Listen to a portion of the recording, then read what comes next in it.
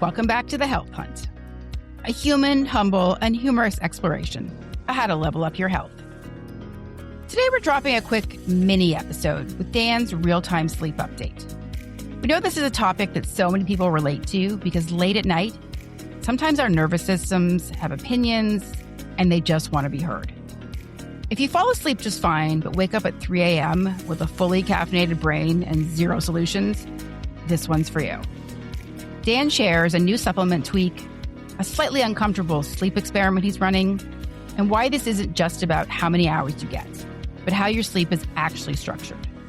Quick disclaimer, because we have to, the Health Hunt podcast is for informational and entertainment purposes only. We're not medical professionals and nothing shared should be considered medical advice.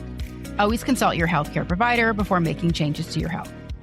All right, let's talk about that 3 a.m. demon. Well, Sandy, I think we're going to have to go into negotiations as you get all the quick disclaimer messaging, and I want to do a quick disclaimer one of these times. So, okay, I'm getting the quick disclaimer coming up.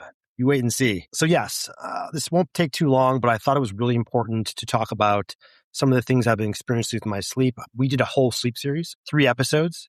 I had mine and Sandy had a few of hers, and a lot was discussed, backstories, successes, failures, work in progress, very much a work in progress. And so topics like sleep restriction, middle insomnia, as I coin it, or as maybe it's coined amongst many people.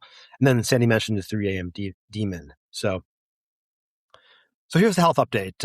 I don't struggle falling asleep. I take t-shirt time, magnesium glycinate. We love it.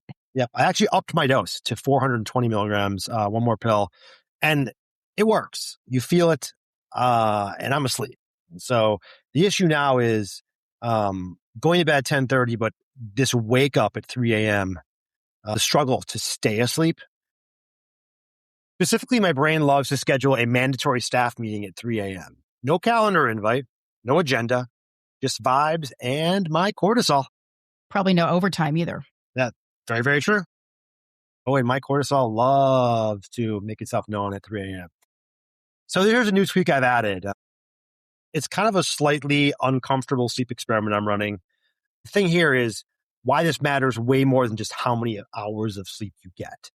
So the first update, and Sandy had mentioned this in the intro, is I added L-theanine at night. Before the comments roll in, yes, I already take magnesium. I know supplements aren't magic, and so this is not medical advice, but L-theanine specifically for me helps support, calm, and relax myself. So it's not like I'm falling asleep or makes me fall asleep, but it makes me feel this kind of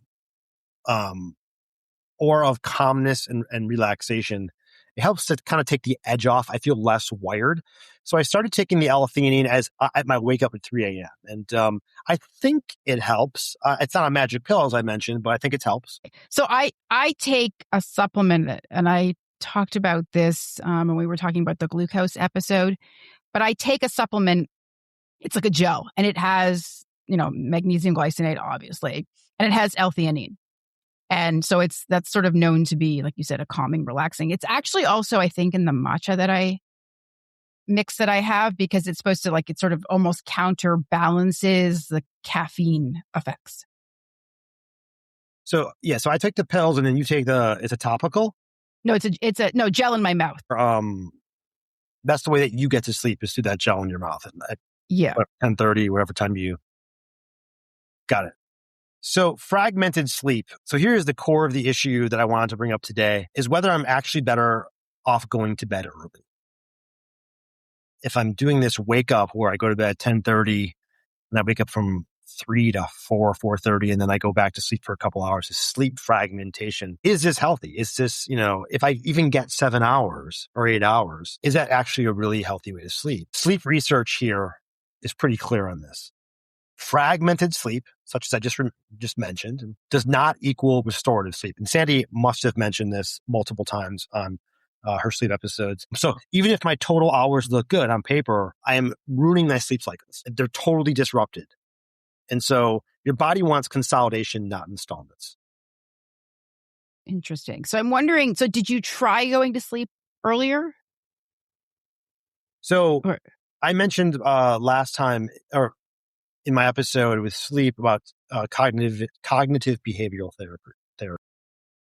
And I had used that then for my insomnia. when I was living in Los Angeles. But I kind of been avoiding using that again. But it's time. And so instead of more time in bed, I have again implemented tightening my sleep window to build what I call stronger sleep pressure. And sleep pressure may actually be a term used all over the place. I don't want to pretend like that I'm coining this, but so my experiment is this now. I go to bed closer to 11:30 or later. So I'm going to bed actually an hour later. And that can actually be tough. I actually get tired and like struggle to actually want to stay up later. But I'm doing that. And I'm waking up at 6 a.m. regardless every morning. So there's no negotiating with the pillow. There's no just 20 minutes more. It is 11:30 to 6 is the window. And whatever sleep I get in that window, that's the sleep. So the theory here is that 6 to 6.5 hours of intentional consolidated sleep may be more efficient than this kind of 7 to 8 hours or more of fragmented sleep. Obviously, there's still the hours of 3 to 4:30 within that concise amount of sleep. And so am I still waking up? I am. And so it's not resolved. And so I'm really working at how to efficiently manage this. And we're going to have experts on in sleep, and I'm going to, probably see more doctors, which might mean more episodes. This is all about humanizing where I'm at, how I'm feeling. I still feel pretty good during the day. It's just, and I wake up, a little bit groggy, but I get into my day, but I need to get this sleep. And I'm curious why 6 a.m. is your wake up time. Is that related to you have to be somewhere? Because for me, I went through a very short phase of getting up at 6:30 and going for a walk in the dark. But for me, I feel like I need some amount of light to tell my brain it's time to wake up. Waking up in the dark for me feels like a torture chamber. Yeah, I think it's a great question. I think the issue is that circadian rhythm, getting your body onto a schedule. And I think what happens is if I don't wake up at 6, I'll give myself the liberty to have a couple more extra hours of sleep. And although that sleep looks good on paper, and maybe there's some REM in there, never deep sleep, only REM, it may actually be hurting me, that extra couple hours. And I say may because I don't know. From the research I've done, it seems like theoretically that is the case. I'm going to learn more. And so if anyone, again, is having these similar issues, happy to hear from you in regards to that. So I just want to, why does this actually matter? It's not about feeling less tired. Fragmented sleep, as I've just discussed here, you have blood sugar issues, cortisol rhythm, mood and anxiety, cravings next day. Unless you're on tirzepatide, you'll have no cravings. And honestly, how annoying I can be as a human being, your irritability. And so when your sleep is broken, your nervous system never fully stands down. It's kind of this fight or flight mode. You're technically resting, but you're still kind of like biologically on call. So I'm realizing that as I'm chasing more sleep time, I might actually be getting more stuck. And so I'm not approaching this as dogma or as perfection. This is a test. I'm trying to figure out it's a later bedtime with an earlier consistent wake up with my magnesium and L-theanine, not catastrophizing if one night sucks during this process. I'm trying to see if this works. It's still very much a work in progress. It's been a bumpy ride. Okay, can I just point out that you said catastrophizing, one of my favorite big words. So thank you for that. Didn't know that. Again, learning a bunch of new things. Did I actually just say catastrophizing? You did. Okay. I didn't realize I said it. Perfect. I'm having an influence on you. Be very careful. Seriously.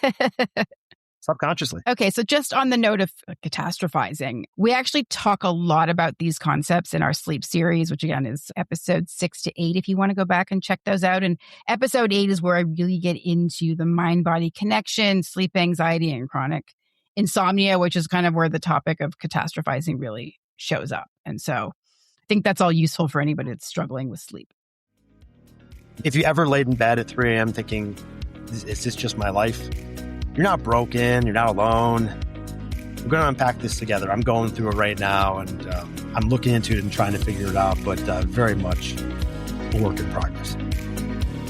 So as always, this is not medical advice. This is me running an experiment, I guess the experiment of my life, and sharing what I learned in real time. Yeah, and if you're dealing with sleep issues, follow the show and share this with someone who's also awake way too early for no good reason. It generally helps more people find us. So, as you know, we'll report back honestly, wins, losses, and everything in between. If you're awake right now listening to this at 3 a.m., first of all, hi. Hi. And second of all, put the phone down. We'll talk soon. And then we'll see you next time on the Health Hunt podcast.